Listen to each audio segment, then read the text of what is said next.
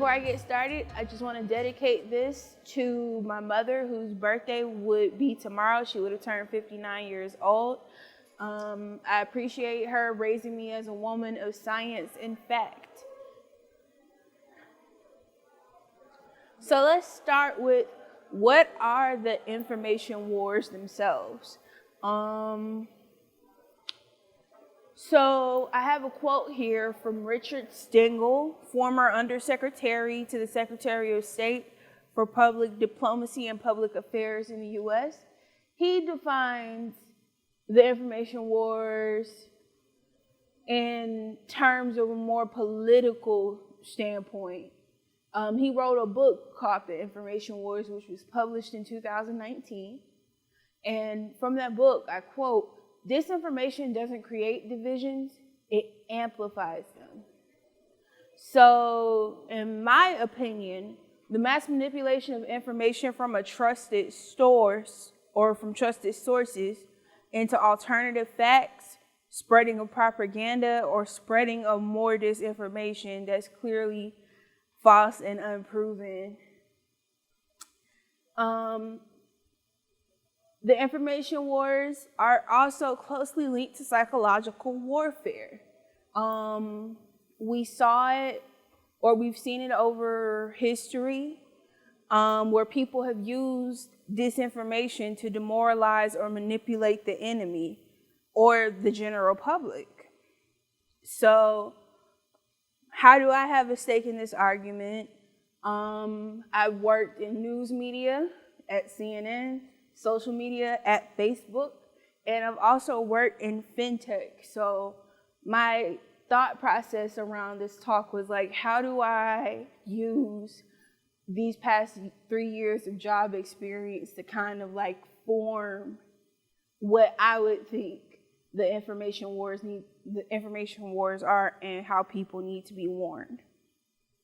So we can all agree that social media itself has become politically polarized, especially since the 2016 election.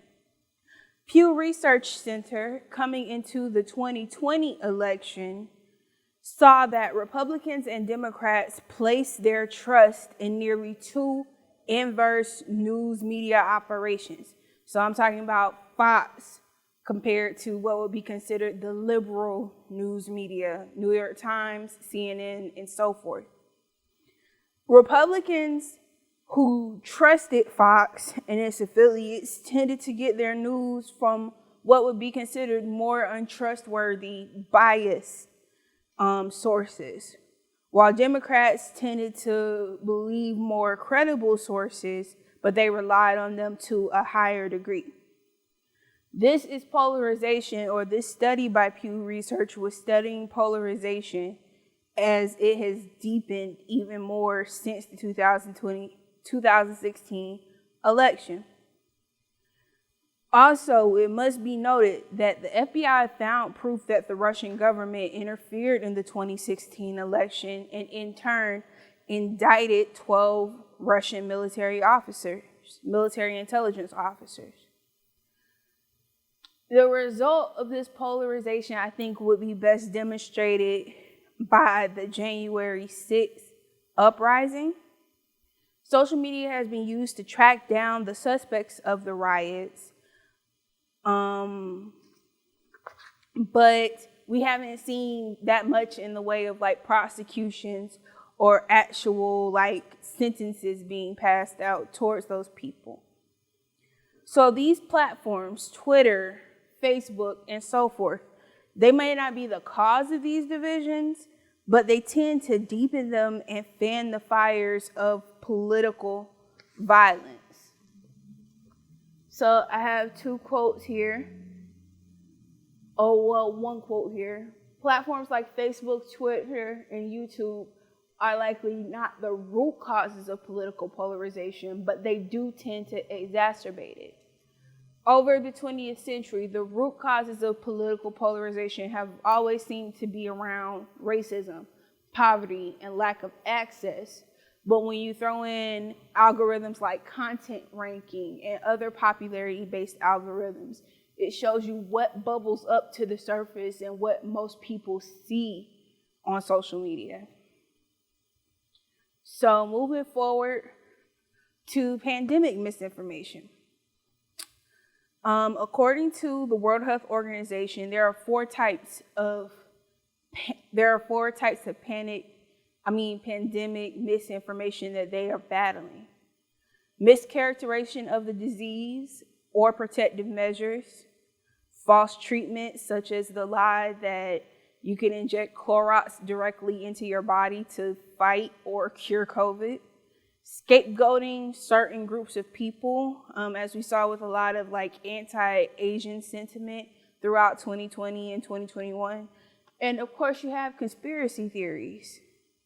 We also witnessed, interestingly enough, misinformation spread at all levels of government, from the executive branch down to even the governor of Georgia reopening businesses way before the CDC recommended that it was okay to intermingle with other people.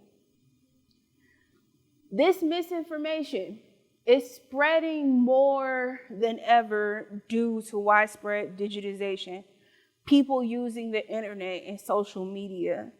The WHO, World Health Organization, has actually had to create an entirely new part of their site dedicated to eliminating COVID misinformation and myth debunking. Some interesting statistics I came across when looking at COVID misinformation is that it actually drove more illnesses and death, according to some studies. Elders, youth, and people with less formal information or less formal education tended to be more susceptible to the false information. And individuals at political extremes are more likely to believe information that confirms their pre-existing biases. Let's move on to social media bots. We know that social media creates echo chambers where people with certain social or political leanings can interact with people who share their beliefs. But these echo chambers, as they're called, also tend to insulate users from opposing views on current events. Why is this a problem? Most people get their news from social media. And so the presence of social bots can indeed negatively affect democratic political discussion rather than improving it, which can potentially alter public opinion and endanger the integrity of the presidential election. This was quoted from scholars Bessie and Ferrara in 2016 before the actual presidential election. The presence of social bots in online political discussion can create three tangible issues. First, influence can be redistributed across suspicious accounts that may operate with malicious purposes. So accounts that are dedicated to spreading misinformation use bots in order to spread it far and wide. Second, the political conversation can become even further polarized, as these bots tend to bring up the most extreme kind of political ideas or debates. And third, the spreading of misinformation and unverified information can be enhanced by these bots. Ironically enough, okay.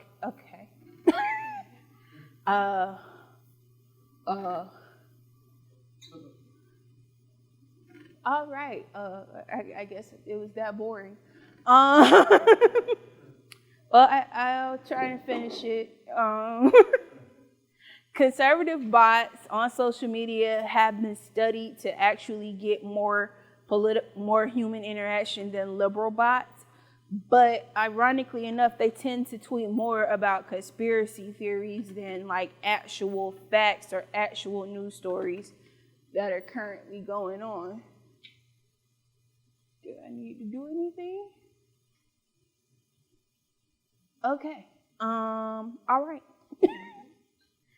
So, getting back to the talk. So, I would also like to take some time to acknowledge some of the heroines who have been challenging big tech over the past few years on their role in the information wars. For instance, Frances Higgin, who testified before Congress in 2021 that Facebook consistently put growth and profits over safeguards of its own products. She also revealed that Facebook had studied the effects of their platform on different youth groups and found that teenagers that used Instagram and Instagram and Facebook primarily, tended to have lower self-esteem, tended to move towards eating disorders and things like that. This is stuff Facebook knew about its products way before the actual public did, and they chose to do nothing.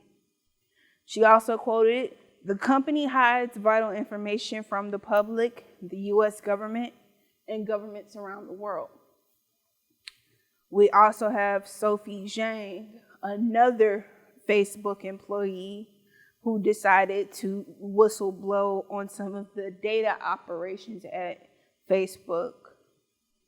So Sophie Zhang's role as a data scientist at Facebook was linked to taking down fake accounts and likes used to sway global elections in different countries. She was fired, but on the way out, she released a memo identifying countries where fake accounts and misinformation spread was helping politicians to gain power and actually lead to political violence. Facebook was doing very little to stop this, but it was found that in truth, Facebook actually does enable global election interference. And then, of course, we have Timnit Gebru from Google's artificial intelligence side, who was a long-term advocate for diversity in tech and using tech for social good. She was forced out of Google over a paper basically proving that large language models, a new big data kind of analyzing tool that Google has been using in its search engine, they could discriminate against people of color or people who don't speak English as their primary language and things like that. So these three women were doing the work way before we even knew that there was a problem, or just as we've been coming into the belief that there is a problem with some of these social media sites and the ideas that they promote. We, as the engineers who build these products and supporting their ecosystems, have to get serious about the potential harm that could incur from their use. A big example of this is, of course, the Cambridge Analytica scandal. Data was stolen from 87 million Facebook users to create political profiles. And these political profiles worked for both the Trump campaign and the Brexit Leave campaign. Cambridge Analytica claimed to do work on behalf of militaries, politicians, and governments around the world. But how are you doing that by stealing people's personal information and using it to create false opinions that are then spread across the internet? We also need to talk about gaining wealth from NFTs.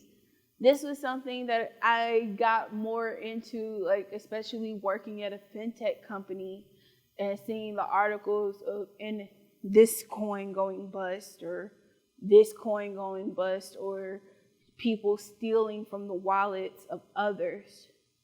So people don't believe the crypto market itself is actually artificially inflated by market manipulation. We're supposed to have these tether coins that are officially pegged to the US dollar and actually are like the kind of backup to the actual coins that are circulating like on different crypto markets. Tether coin or Tether, the company who also designed another cryptocurrency whose name I can't remember right now, they claimed that their cryptocurrency was backed by actual cash reserves. This turned out to be false. Also, Tether in their user agreement doesn't guarantee redemption of those Tether coins for cash either. So, according to a Jacobin magazine article, this renders cryptocurrency not merely a bad investment or a speculative bubble, but something akin to a Ponzi scheme where new investors are being lured in under the pretense that speculation is driving prices versus actual market manipulation by the coin companies doing the heavy lifting. So we move forward to the Russia and Ukraine conflict, how we're seeing real-time news and data manipulation. Within Russia, Putin has just passed a law that it is illegal to speak against the Russian government's version of events in Russian media as far as what's happening in Ukraine. Russia characterized the leadership of Ukraine as a group of Nazis that would basically attack their own citizenry and commit war crimes against them, which was part of the initial lie that they used to actually invade Ukraine. Of course, in the country of Ukraine, the citizens are actually trying to get important information about where strikes are happening, where the front line is, and things like that. But because of internet outages being caused by the constant bombardment, they aren't able to.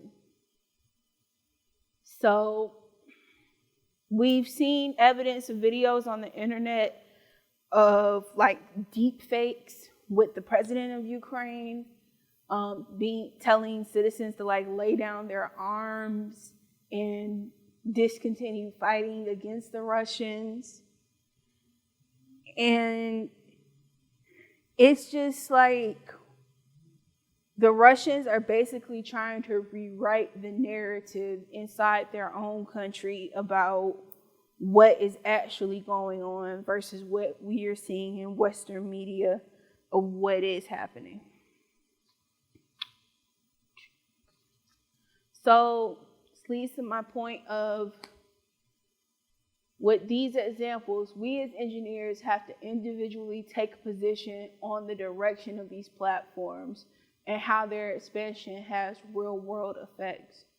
I was talking to someone last night at the VIP event, and we spoke about how the founders of Telegram, who are Russian themselves, are having to choose whether to be on the right side of history or continue further spreading Russian propaganda out into the world in the face of this war.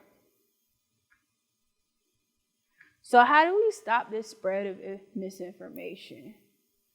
In 2021, Tedros Ghebreyesus, director of the World Health Organization, was quoted as saying, we are fighting not just a pandemic, but an infodemic as well. There are 5 criteria that people tend to use to decide whether misinformation is true or not.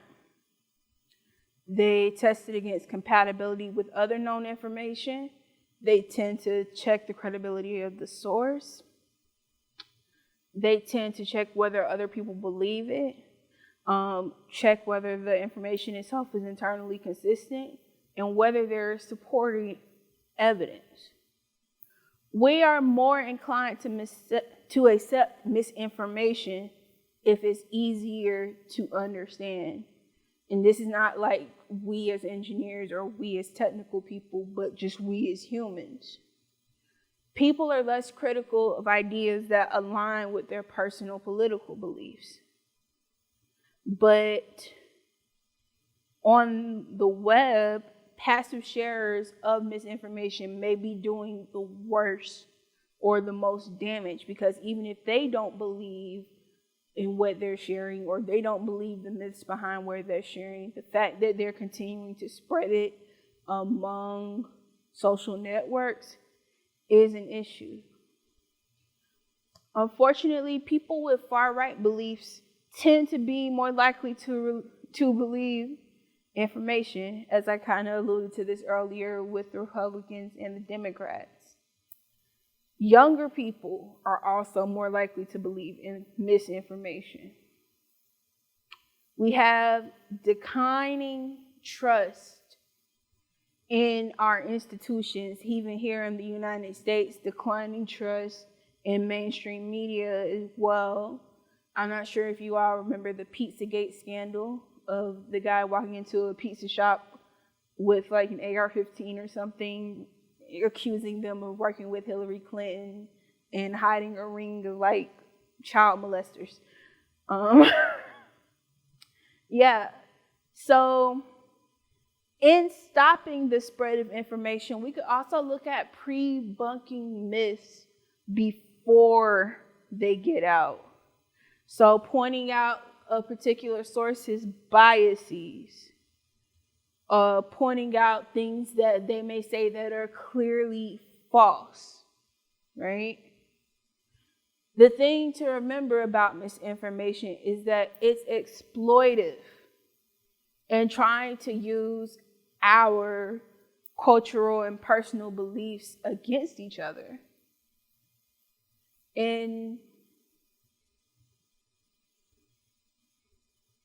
there are ways that big tech has kind of stepped up to tackle the information spread, such as in 2020 when Twitter began flagging tweets with misleading information about election results, and in December 2020 when Facebook announced it would remove posts with false claims about COVID. So because we don't tend to wander too far out of our main spheres of influence and knowledge, we also have to check ourselves on whether we're evaluating information as being false or not before we just blindly accept it.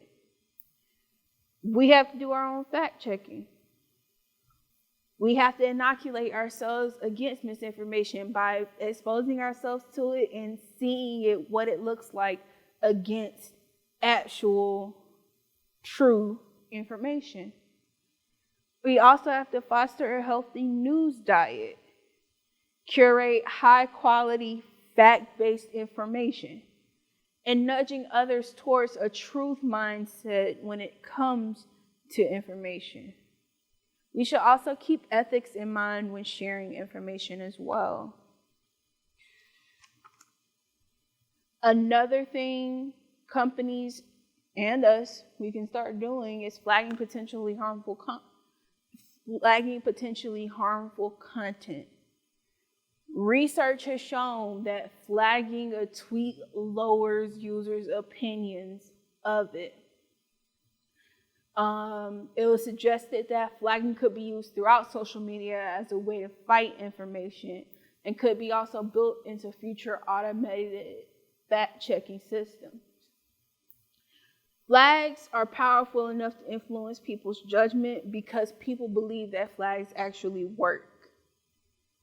Flag assessments made by professional fact checkers or crowdsourcing are very influential in shaping people's view of information.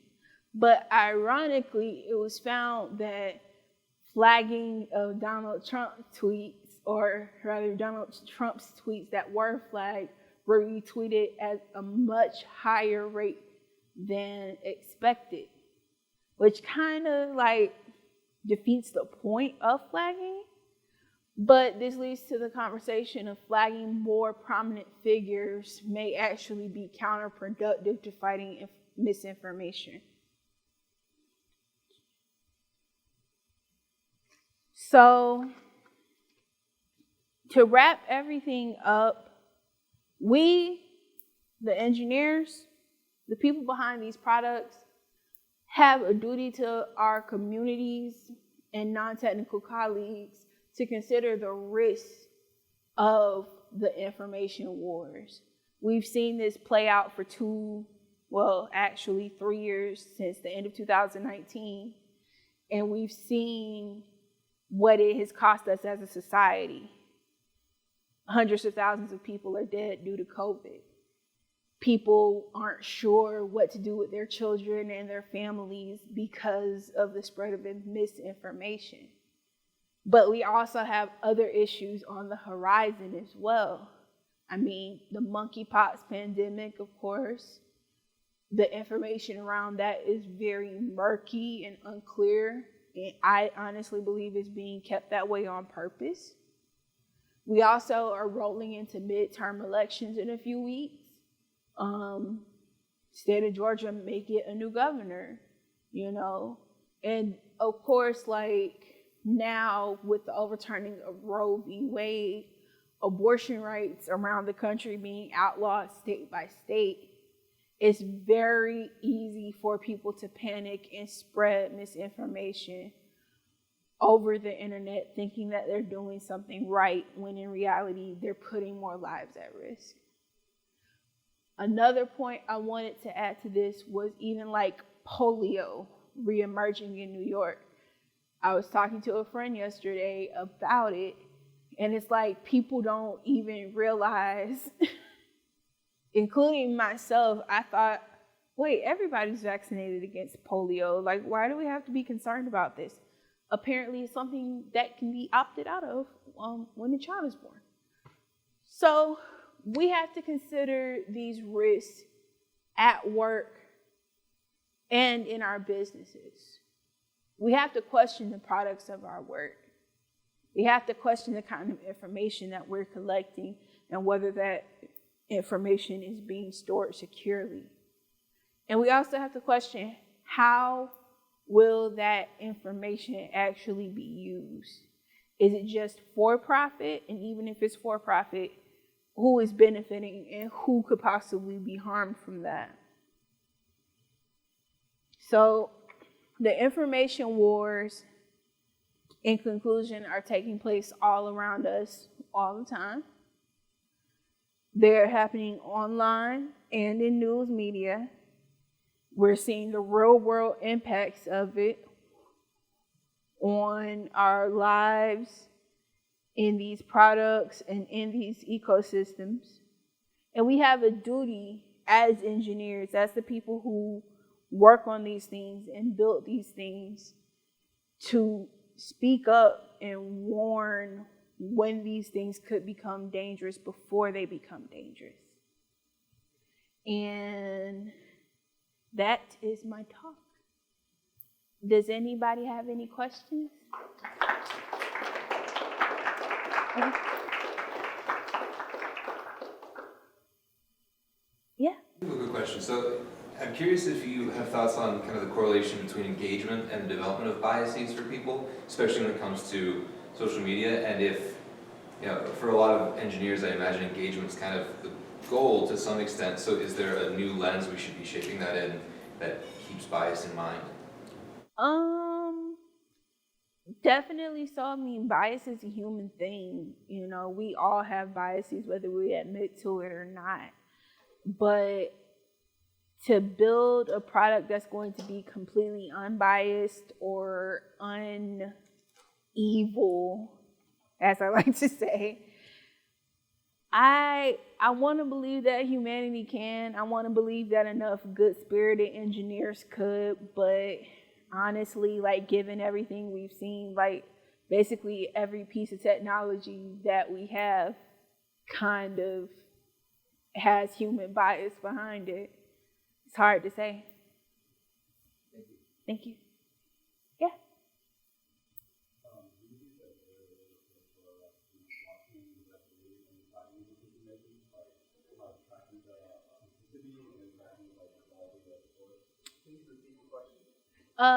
Can you repeat the question louder? Oh, he's asking if blockchain and Web3 could.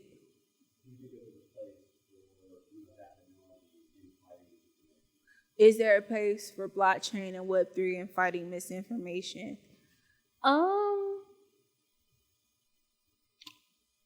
Well, I would say there is, but we have to get out of like the hype stage.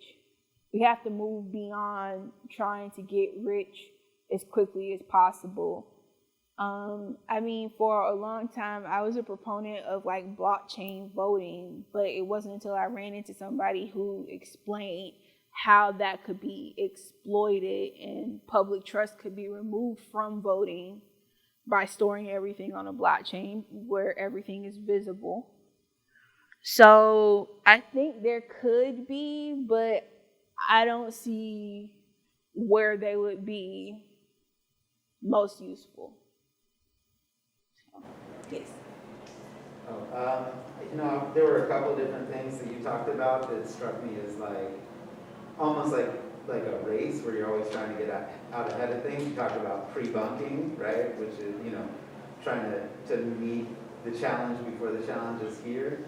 And then, I was thinking about how slow these large media companies were to respond by the time they had, like, the horses already out of the gate, right? Mm-hmm. And at that point, putting checks on things, it almost was like a rallying cry for people spreading misinformation. Or similarly, like flagging content, that's a good tactic, but that's a tactic that also is used to like review bomb certain types of books and stuff. So like, how do we, both as engineers and as citizens, like stay ahead of the fact that these things can get turned around so fast? When I mentioned prebunking and like basically for ourselves cultivating a healthy news diet, I think that's important. We need to be more focused on the truth, the unobjective truth about things. By making sure we surround ourselves with facts in every situation. Of course, like when people get to panicking, it's hard to believe or hard to even find factual information about what are you panicking about, what's wrong. We automatically go into this human trauma response to these things. But I think definitely keeping a healthy news diet, making sure you surround yourself with facts and do your own research from trusted sources could help with that. So, thank you. Yeah? To what degree do you think that like public or the education system has on on being able to assess like what's you assess your own bias and like being able to make judgments and spread not misinformation? Public education plays a huge role because public education literally teaches us how to start conducting research for ourselves. When we start with like the 3rd grade scientific method, hypothesis, conclusion, all of that, we're learning how to process the information around us.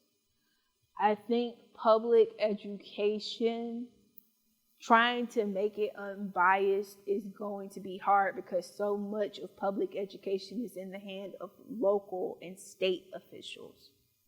You know, like earlier this year when they had banned mouse from schools in Tennessee, you know, like I think our kids, for lack of better words, are going to get a more shaved down kind of, what would be the word? Sanitized version of the lessons that we learned because you don't want to piss off too many parents. You know, I think it would honestly be more up to the parent / caregiver to kind of like get that non-biased, here's some news media you should be paying attention to in front of their child. Yes? I actually heard probably like yesterday or the day before that Chicago in their public schools for high school students are starting to teach media social media literacy. So like teaching kids like how to evaluate a post and like what are the implications by just liking stuff and not really reading it. And so I thought that was an interesting like development that's happening, and hopefully other school districts are starting to maybe do that. I mean, it is a very interesting one-off, but I personally couldn't see that being adopted by schools in Georgia. Like, and I went through the like entire K through 12 plus college side of education in Georgia. I can't see it, but I think, you know, maybe like PTA committees or maybe like even teachers unions could push for courses like that. It's just like with everything being so politically tenuous now, you just never know who you're going to upset. You know, I'm fortunate that like my mom raised us on like CNN, New York Times, all of that. But I know that not every child has that opportunity. So, I mean, it is very worrying. So, yes. Yeah, I think all of these things are like really everywhere now in the way that we're experiencing the information. And being that this talk is like directed at engineers, somebody built the tools that people are abusing to spread the misinformation. So one of the ways, like you asked the question to get ahead of it, may be to, we know these things are going to happen. We're going to try to use what we build. So what are the resources? You had some references in here. What are things that we can look at to go, knowing that people will use platforms that we build this way? What can engineers do to forestall that, to try to build a platform where that's not possible or likely? Where would we go to like point to things and say, oh, here's a good ethical resource about how to make a massive communication platform?